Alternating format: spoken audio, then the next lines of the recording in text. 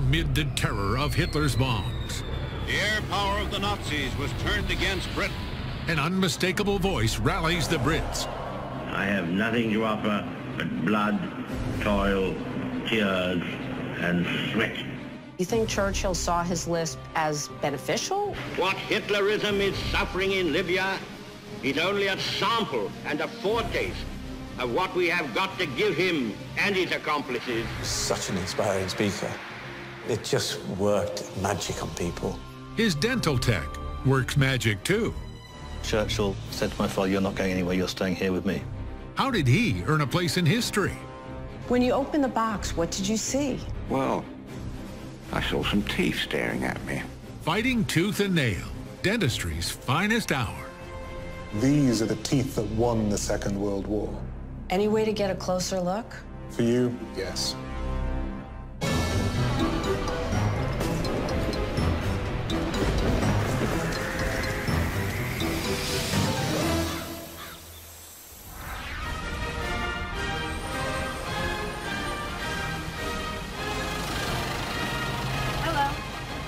I'm Jamie Colby, and today I'm in the back seat of one of those fabulous London taxis.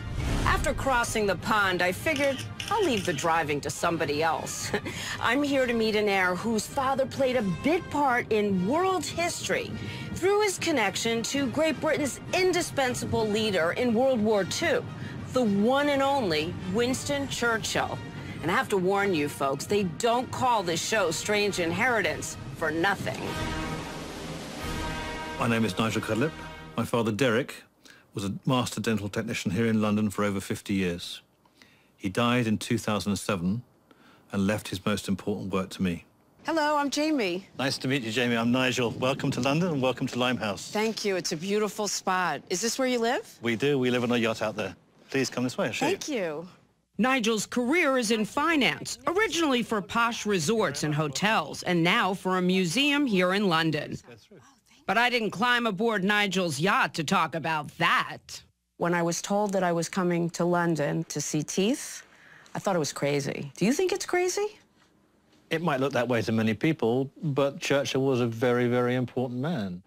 The most important man on the planet, arguably, when in the spring of 1940, as Hitler's forces overrun Europe, Winston Churchill becomes prime minister. And his words become his country's most powerful weapon. Never in the field of human conflict was so much owed by so many to so few. And never in the field of human dentistry, Nigel Cudlip believes, was so much owed by so many to one technician, his father. Derek Cudlip is born in 1915 and raised in a modest home in South London. I don't think he got on terribly well at school because he was a quiet, very, very shy man. His schoolmasters steered Derek to apprentice as a technician making dentures. Darn good career advice in the pre-fluoride days when most Britons lose at least some of their adult teeth and end up needing dentures. Derek Cudlip discovers he really likes the exacting work, and he's a whiz at it. The nature of his personality was somebody who was a perfectionist. And I think in dentistry, he found an outlet for that part of his personality. In 1936, Derek is snapped up by a prominent dentist in London's fashionable Cavendish Square named Wilfred Fish. Fish was at the top of the profession, dentist to royalty and to many, many important people of the day. You think your dad aspired to have famous clients? No, definitely not. I think his pleasure came from the quality of the work that he produced. My father was a frustrated artist, to be honest with you, but he was absolutely passionate about what he did. One of Dr. Fish's dental patients is Winston Churchill. A backbencher in Parliament, Churchill issues dire warnings about the growing threat of Adolf Hitler and Nazi Germany. Now they are rearming with the utmost speed. And ready to their hands is this new lamentable weapon of the air.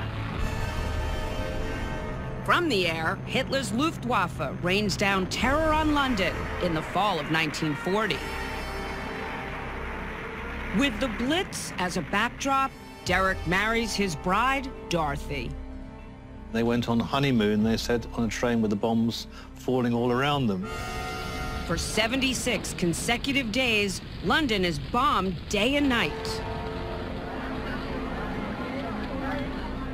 In the middle of it all, Derek Cutlip gets the assignment of a lifetime. Churchill said to my father, "You're not going anywhere, you're staying here with me." That's next. But first, our strange inheritance quiz question. What phrase did Churchill use to describe his frequent bouts of depression? Was it London fog, the dark tunnel, or the black dog? The answer when we return.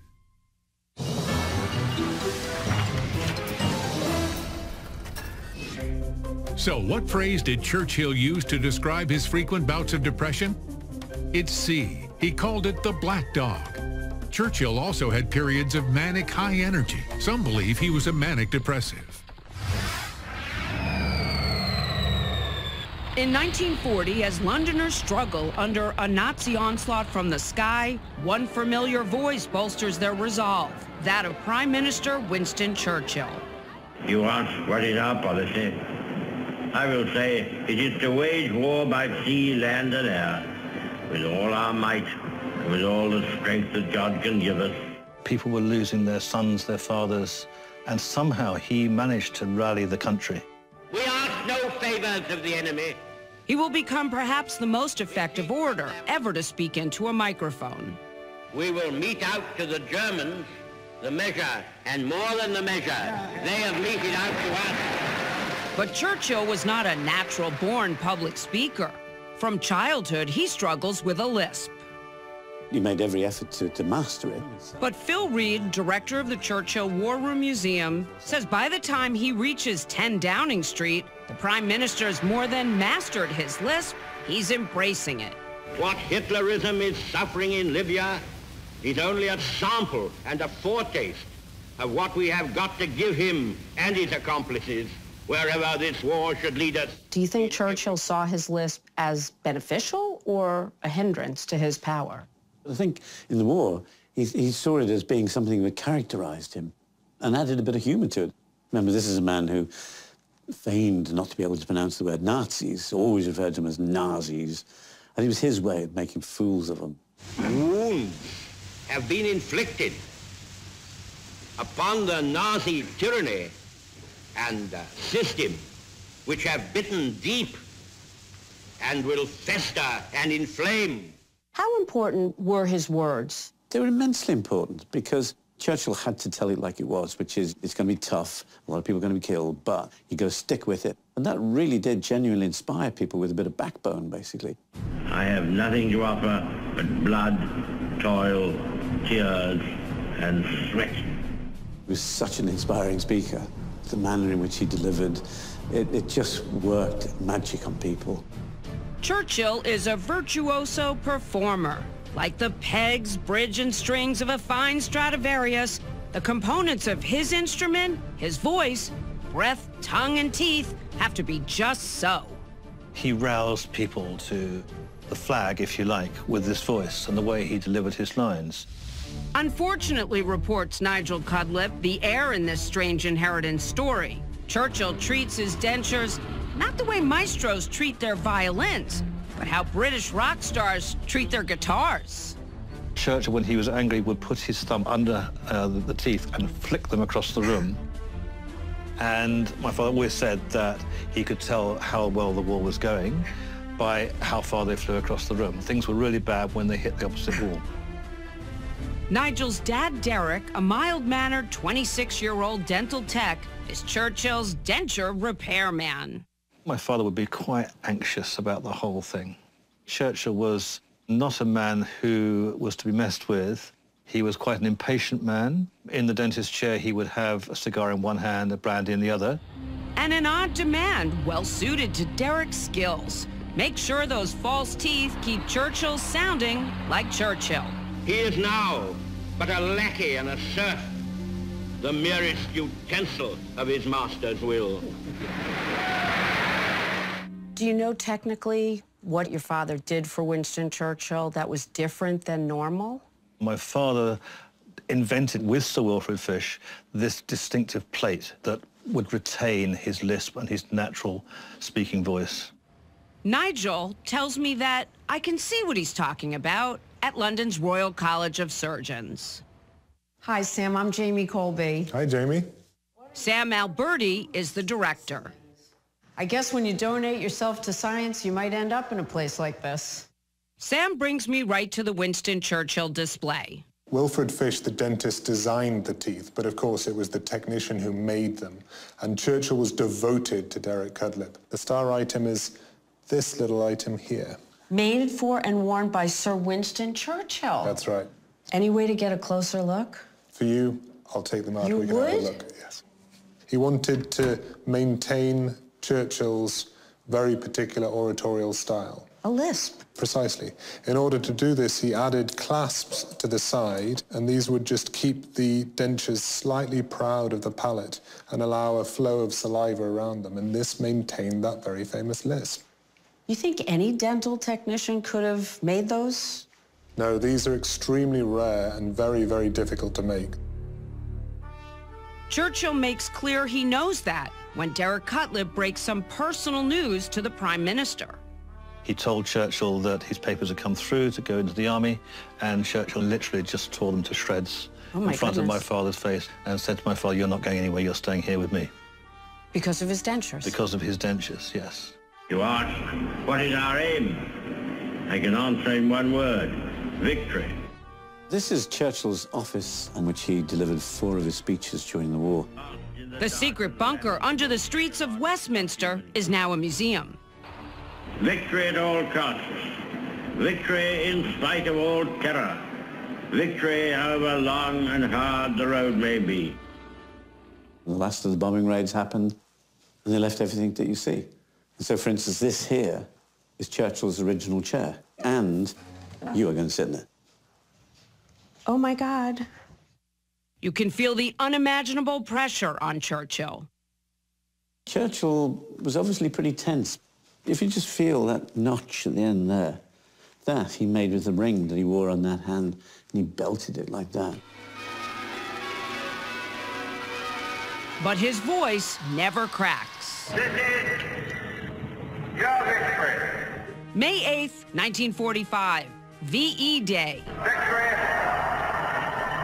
of the cause of freedom is every day. When Derek's wartime post with Churchill ends, he keeps 2 spare sets of the Prime Minister's dentures. He goes on to open his own prosthetic service. He was probably recognized to be the best in the country. All his clients came to him word of mouth. Word of mouth? Yes, very much so. Yes, very much so. Decades later, Nigel's father donates one of his sets of Churchill's dentures to the Royal College of Surgeons. It was something that he was very proud of. But of course, it was a quiet donation, which suited him. But Nigel thinks his dad deserves a more prominent place in the history books. So when Derek dies in 2007, and Nigel inherits the remaining set of Churchill's dentures, he stows them in his cufflinks drawer. Not something that you have on the mantelpiece. And I kept thinking to myself, I must do something about these. They're just sitting there. Was it about the money? It was more about recognition from my father. He was too shy during his life to mention them. Coming up, Nigel's plan to get his dad that recognition. How much interest were you able to generate in these? You know, the term is gone viral, and it did. That's next. Here's another quiz question for you. Which American Revolutionary War figure was also a practicing dentist? Sam Adams, Paul Revere, or Betsy Ross? The answer in a moment.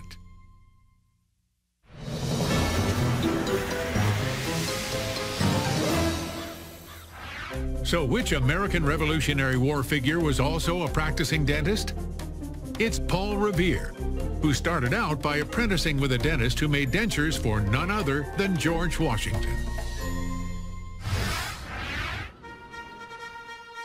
When British dental technician Derek Cudlip dies in 2007, he passes down to his son Nigel his finest piece of work.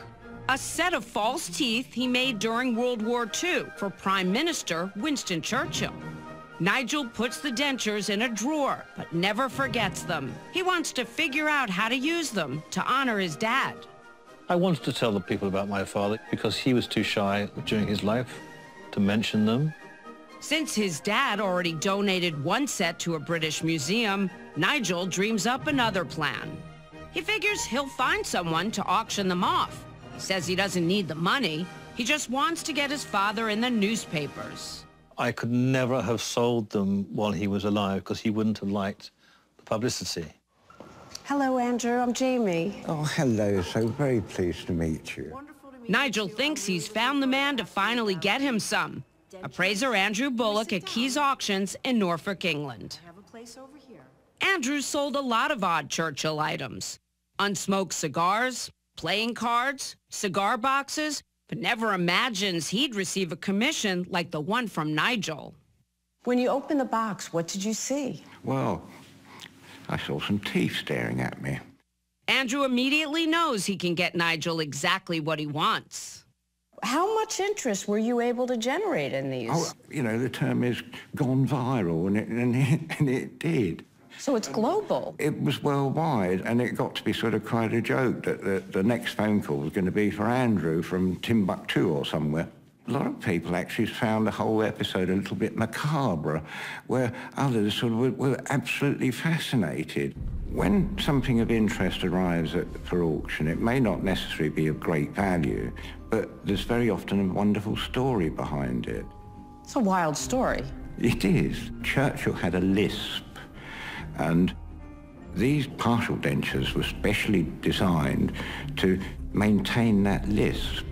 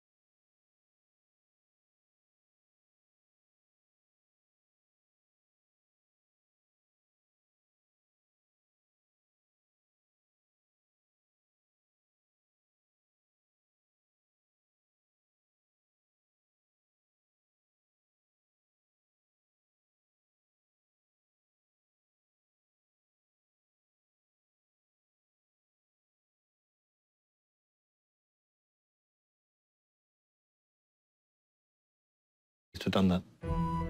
As history called Derek Cudlib to fashion false teeth that preserve Churchill's lisp, Nigel calls Andrew Bullock to sell them.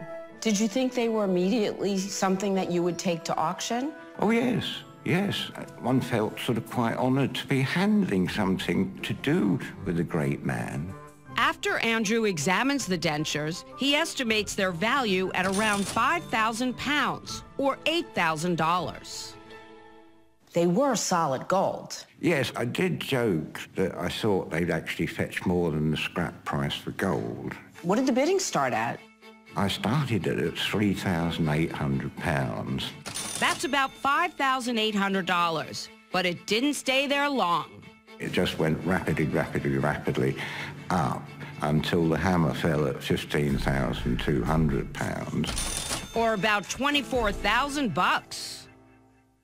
The buyer? George Ridgeon, a retired English fireman, willing to pay 3 times what Andrew expected. Were you smiling? We smiled. More smiles may come in this toothy tale, courtesy of Nigel's 18-year-old daughter, Lauren. I was going through a few pieces, and this was one of the books that I came across. In June of 2015, she discovers yet another set of gold dentures in a box of jewelry which she inherited from Nigel's mother. Ick? So there's another mystery. They wouldn't have just been left there. And I would like to think that they belong to somebody that's quite important, but... If they do, Nigel and his daughter say, expect to hear from them again. A strange inheritance story for another day. 6 months after Nigel's auction, a third set of Churchill's dentures surfaced and sold for $25,000.